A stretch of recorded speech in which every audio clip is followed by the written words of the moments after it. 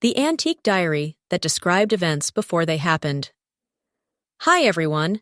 Before we get into today's video, I need your help. We've noticed that the channel's reach has been dropping a bit, and one of the best ways you can support us is by subscribing. It's quick, free, and helps us keep bringing you new and interesting stories. Your support means the world to us, and together, we can grow this channel. Thank you so much. Now let's get to today's story. I'm writing from a temporary account for obvious reasons, and I've changed some details to protect my anonymity. I found the diary on a Sunday morning in October, at the kind of flea market where people sell things they want to forget. The vendor was an old woman, with papery skin and eyes that wouldn't meet mine. She had it tucked between a stack of romance novels and a broken music box, as if trying to hide it in plain sight. The cover was leather, cracked and darkened with age, bound with a tarnished brass clasp. No title, no name, just the weight of years pressed into every crease. "How much?" I asked. She flinched when I picked it up, like I'd reached for something dangerous. "Take it," she said. "Free. Just take it." I should have questioned that, should have wondered why anyone would give away something so obviously old, possibly valuable. But I was 32 years old, living alone in a studio apartment that smelled like other people's cooking, working a data entry job that was slowly eroding my will to live. I collected vintage things because they reminded me of a time when life had texture, meaning weight. So I took the diary, slipped it into my canvas bag alongside a chipped teacup and a handful of old postcards, and walked home through streets that all looked the same. I didn't open it until that night. My apartment was quiet in the way that only truly lonely places can be. No pets, no plants that lasted more than a week, no boyfriend, not since Marcus left 6 months ago with my favorite blanket and half my self-esteem. Just me, a microwave dinner, and the kind of Sunday evening that stretches endlessly toward Monday. I made tea and settled on the couch with the diary in my lap. The brass clasp opened with a soft click, and the first page fell open. The paper was yellowed but intact, the handwriting precise and careful, written in black ink that had faded to a rusty brown. At the top of the page, a date, October 21st, tomorrow. I almost laughed. Someone had started a diary and never filled it in. A blank book with random dates scattered throughout, probably picked up at an estate sale, another piece of someone's abandoned intentions. But then I read the entry. October 21st, she will spill coffee on her keyboard at 9:47 a.m. The brown mug with the chip in the handle. Third row cubicle, near the window. She'll try to save the keys with paper towels, but the L will stick for the rest of the day. At lunch, she'll eat alone in the break room. Leftover pasta, too much garlic. She'll scroll through her phone and see an engagement announcement from someone she used to know. She won't remember the girl's name. At 3:15 p.m., her supervisor will ask her to stay late. She'll say yes, even though she wants to say no. She always says yes. She will get home at 7:30 p.m. and order Thai food, green curry, medium spice. The delivery driver will be 20 minutes late. She won't complain. She will watch television until her eyes hurt and go to bed without brushing her teeth. Tomorrow will be the same as today, which was the same as yesterday. Her name is Anna Walsh. My name is Anna Walsh. I dropped the diary like it had burned me. It landed face down on the carpet, pages splayed, and for a long moment I just stared at it, my heart hammering in my chest. Coincidence? It had to be coincidence. Anna Walsh was a common enough name. This could be about anyone. Except the brown mug with the chip. I had that mug. Bought it at a thrift store 3 years ago and never replaced it despite the flaw, because somehow the chip made it feel more mine. Third row cubicle, near the window. That was exactly where I sat. I picked up the diary with shaking hands and read the entry again. Every detail felt like someone had been watching me, cataloging my routine, my habits, my pathetic little life. But that was impossible. I'd never seen this diary before today. Never told anyone about my chipped mug or my sad lunch routine or the fact that I couldn't say no to my supervisor even when I should. I flipped through the pages. More dates, all in the future. October 22nd. October 23rd. Each with an entry in the same careful handwriting, describing events I couldn't yet verify. I should have thrown it away. Should have burned it or taken it back to that flea market and demanded answers from the old woman who'd given it to me. Instead, I set my alarm for 9:45 a.m. I had to know if tomorrow's entry would come true. I spilled the coffee at exactly 9:47 a.m. I didn't mean to. Had been extra careful with the brown mug, set it far from my keyboard, made a conscious effort to keep my workspace clear. But at 9:47, my supervisor walked by and startled me with a question about the quarterly reports, and my elbow caught the mug's handle, and suddenly brown liquid was cascading across my desk, seeping under the keyboard, pooling in the grooves between keys.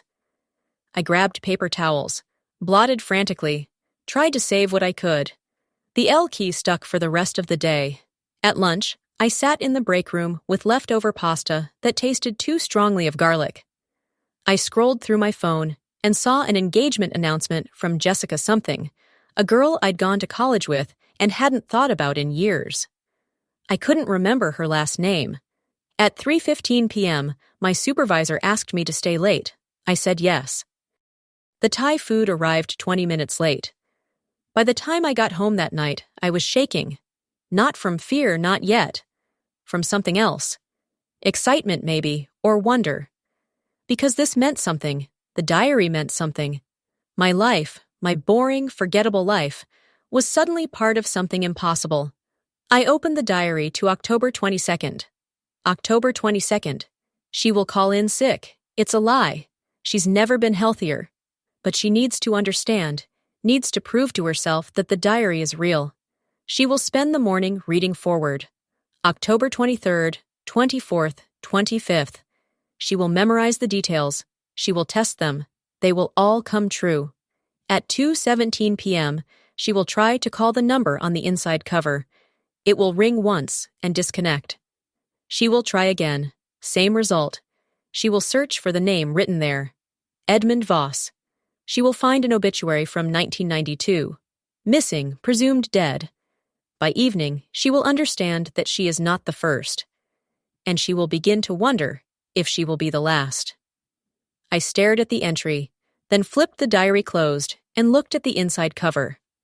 There, in faded pencil, barely visible, was a phone number and a name. Edmund Voss. I hadn't noticed it before. Hadn't looked. My hands were trembling so badly I could barely hold the diary. I called in sick the next morning. My supervisor sounded annoyed but unsurprised. I was reliable, steady, the kind of employee who never caused trouble, but also never stood out. She probably didn't even register my absence. I spent the morning on my couch with the diary open, reading forward through days I hadn't lived yet. October 23rd. I would go for a walk in the park. A man with a golden retriever would smile at me. I wouldn't smile back. At home, I'd order pizza and watch a documentary about unsolved mysteries. October 24th. I would do laundry, find a sock I'd thought was lost, cry about it for reasons I couldn't articulate. October 25th. I would go to work. Someone would compliment my earrings. I'd forget to water the plant on my desk, and it would finally die.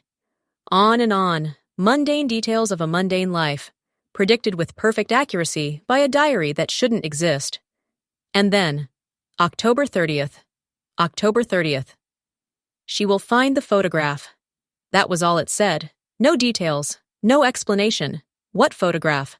I checked the time, 2:16 p.m., almost 2:17.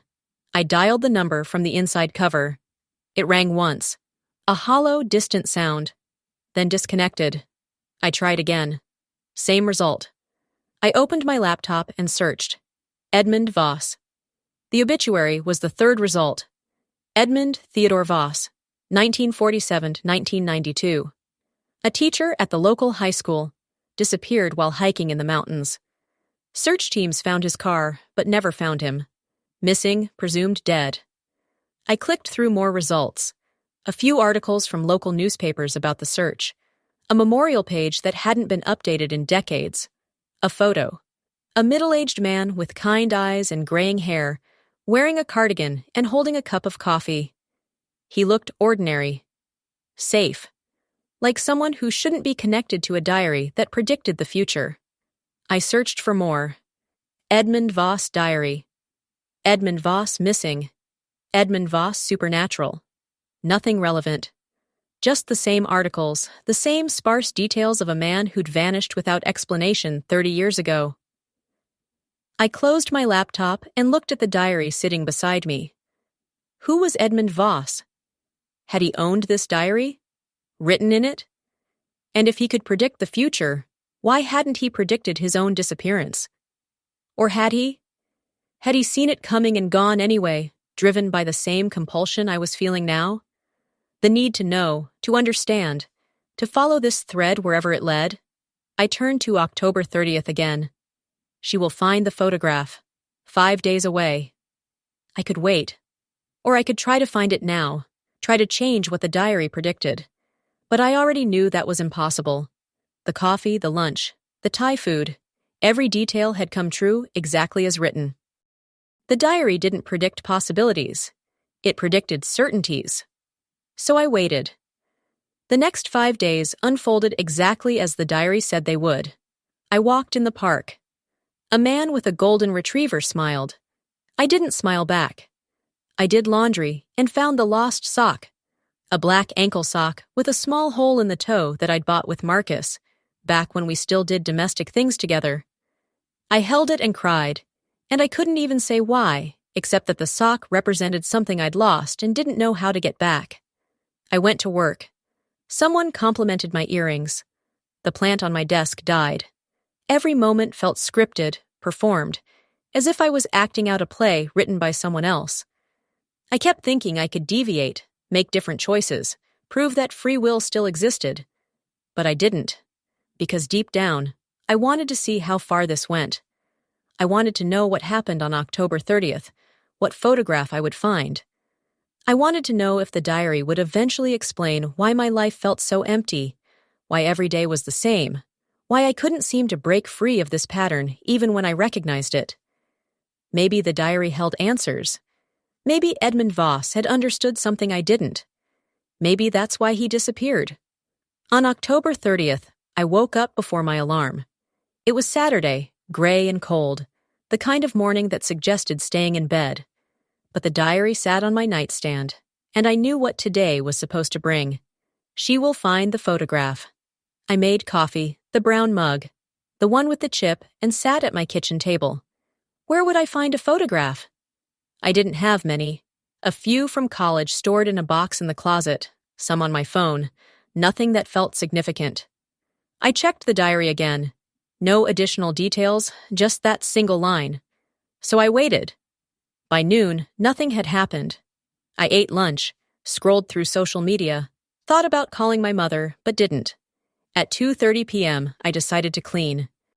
Not because the diary told me to, it hadn't, but because I needed to do something with my hands, needed to feel like I was making choices.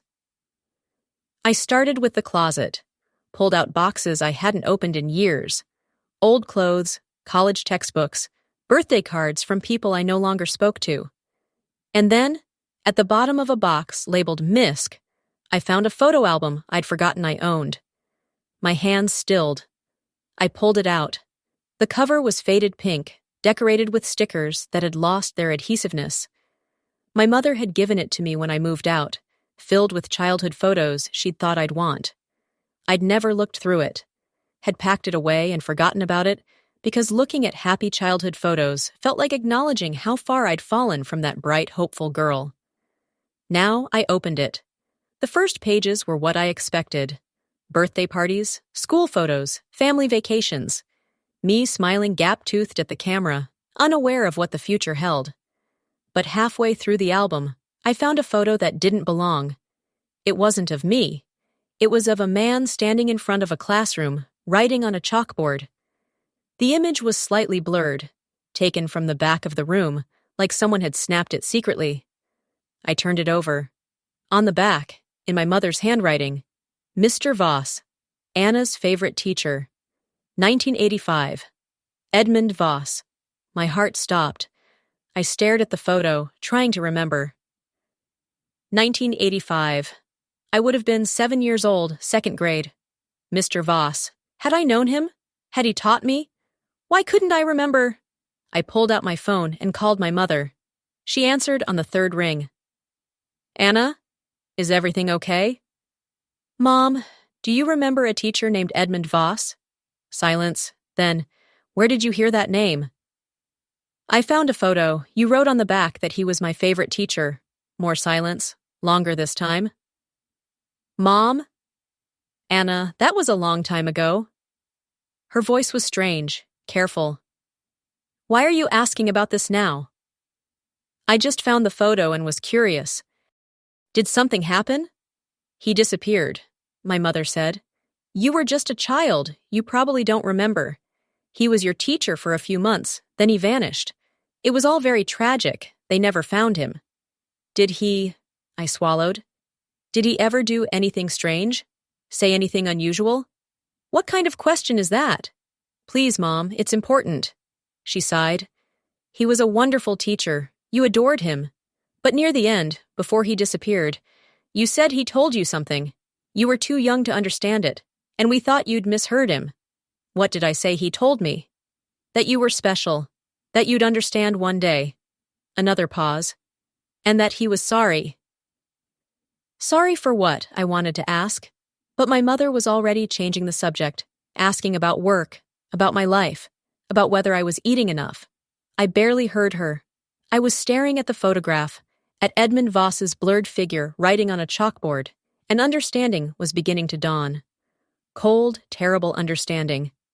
After I hung up, I turned to the next page in the diary. October 31st. She will understand that the diary chooses its keeper, that it has always chosen carefully, looking for those who feel the weight of their own insignificance, who wonder if their life matters. Edmund Voss taught her in 1985.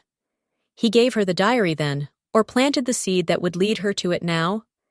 He knew she would be the next one. She will wonder, did the diary predict his disappearance, or did it cause it? She will wonder, is she reading the future or writing it? She will wonder, how does it end? My hands were shaking so hard I could barely hold the pages. I flipped forward. November 1st, November 2nd. The entries continued, detailing my future day by day, each one more isolated, more withdrawn, more consumed by the diary. I flipped faster. November became December. December became January. My life spiraling inward, growing smaller, until I was barely leaving the apartment, barely eating, just reading and reading and reading. And then, March 15th. March 15th. She will write the final entry. She will understand that the diary is not about prediction, it's about pattern, about seeing how lives repeat themselves, how people make the same choices over and over, trapped in cycles they can't break. She taught someone once, long ago, though she doesn't remember. A child who reminded her of herself, who felt too much, understood too little, wandered through life looking for meaning. She will give that child the diary, and she will walk into the mountains. Missing, presumed dead. The cycle continues. I stared at the words, my vision blurring. I taught someone? When? I wasn't a teacher. I was a data entry clerk. I'd never taught anyone anything. But the diary had never been wrong. I flipped to the back of the book, to pages I hadn't yet read. Blank pages. Or so I thought. But now, in the dim light of my apartment, I could see faint pencil marks, erased entries, ghostly impressions left in the paper. I held the page up to the light and read the shadow of words. She will be Anna Walsh, and she will find the diary on October 20th, 2024, at a flea market. My handwriting. Faded, erased, but unmistakably mine. I had written this. Or I would write this. Time folded in on itself until I couldn't tell the difference. The diary didn't predict the future. It was the future, looping back on itself, written by every person who'd held it, describing the life of the next keeper, passing the burden forward through time. Edmund Voss had written about me when I was 7 years old, had seen my future stretching ahead, gray and predictable and sad, had given me the diary or set events in motion that would lead me to it because he recognized something in me, the same thing I would recognize in someone else, a child I would teach, somehow, someday. A child I would doom to this same cycle. I could burn it. The thought came to me as I sat in the darkness, the diary heavy in my lap, my apartment silent around me. I could burn it and break the cycle. Refuse to write the next entries. Refuse to pass it on. Let it end with me. But even as I thought it, I knew I wouldn't. Because the diary had already told me what I would do. March 15th. The final entry. Walking into the mountains. Was that my choice? Or was I following a script written decades ago? Did it matter? I opened the diary to today's date. October 31st. The entry I'd already read. Except now, there was more. New words appearing as I watched. Ink seeping into the page like blood into fabric. She will try to burn it. At 11:47 p.m., she will hold it over the stove flame. She will hesitate. She will lower it.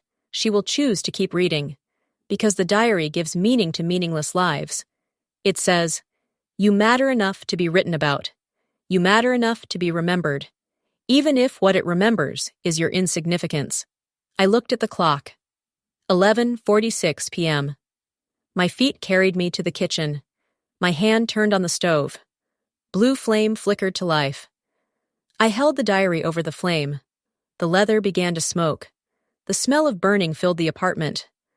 I thought of Edmund Voss, walking into the mountains. I thought of whoever had come before him, passing the diary forward. I thought of all the keepers stretching back through time, all trapped in this pattern, all choosing to continue it. I thought of the child I would teach, the child I would burden with this terrible gift. 11:47 p.m. I lowered the diary. The flame died. I returned to the couch and opened to the next entry. It's March now. I stopped going to work in December. They didn't fire me right away, sent concerned emails, called a few times. Eventually, they gave up.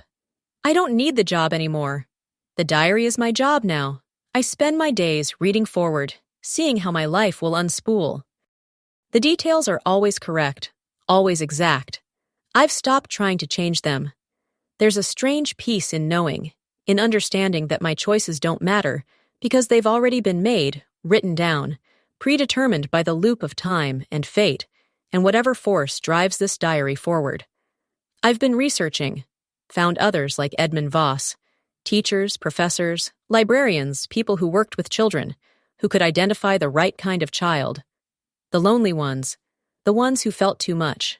Tomorrow is March 15th. I've volunteered at the elementary school for the past month. There's a girl there, 7 years old, with serious eyes and a habit of sitting alone at lunch. Her name is Sophie. I gave her a book yesterday, a collection of fairy tales with beautiful illustrations. She held it like treasure.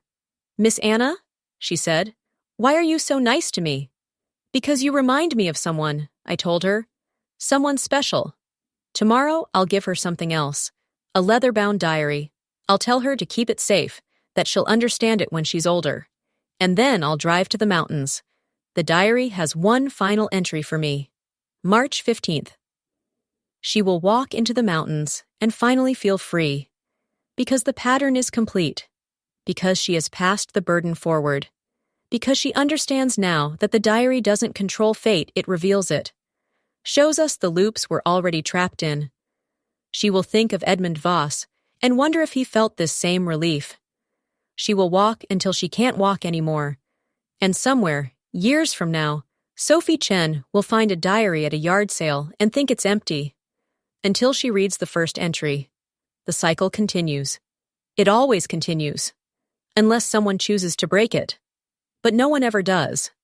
I'm writing this now, the final words in a diary full of predictions, adding my voice to all the voices that came before, describing the life of the girl who comes after. Sophie Chen will be 32 when she finds this diary. She'll be working a job she hates, living alone, wondering why her life feels so empty. She'll read about herself and think it's impossible. Then she'll watch her predictions come true. She'll find a photo of me. She'll call someone who remembers. She'll understand. And one day, she'll give the diary to another lonely child and walk away into whatever ending she chooses. Or doesn't choose. I don't know anymore if free will exists, if any of this is real, or if we're all just characters in a story that writes itself. But I know this. Tomorrow I walk into the mountains. Whether that's my choice or the diary's doesn't matter anymore. The diary knew tomorrow.